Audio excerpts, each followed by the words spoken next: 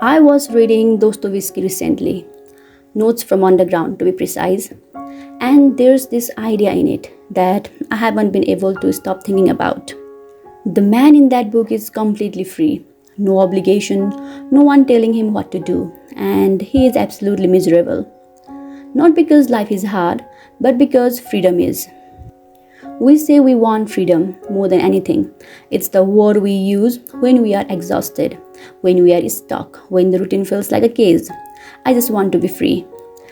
But here's what Dostoevsky was pointing at, and what I think we don't say out loud enough. When we actually give people complete freedom, no structure, no path, no one telling them what comes next, they freeze. Because freedom without direction isn't liberation, it's just a different kind of lost. So what did we do as a society? We built system quietly, collectively, without anyone really deciding to. You go to school, then college, then you find a stable job, then you get married by certain age, then you settle, then you stop asking questions. And somewhere inside all of that, the question of what do I actually want gets smaller and smaller until some people forget they ever asked it. We call this the matrix, escaping the matrix, like it's something imposed on us from outside. But what if we build it ourselves? What if the matrix exists because genuine freedom was too uncomfortable to live inside of? Look at consumerism for a second. We say we hate it. We know we are being sold to. We know the new phone won't make us happier. We know buying things is filling a hole that buying things created. And we buy anyway. Because the alternative is sitting with yourself, with your actual wants, with the terrifying open space of if I am not consuming, if I am not following the path, if I am not doing what everyone expects, then who am I and what am I doing here? And that question is so loud that most people would rather just buy something. There's an unspoken contract we all sign without reading.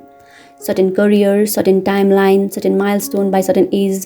And if you are not hitting them, people don't say anything directly. They just ask question. So what are you doing these days? Any plans to settle down? These aren't innocent questions. They are gentle reminder that you are off schedule, that the contract exists, that you should probably get back in line. And the worst part, we enforce it on each other. Not out of malice, but because someone who is living outside the system makes everyone inside it uncomfortable. Because it raises a question they would rather not answer. What if I didn't have to do it this way either? I'm not saying the system is evil.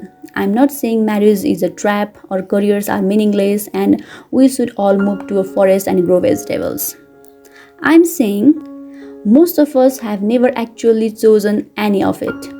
We inherited it, absorbed it, mistook it for our one desire.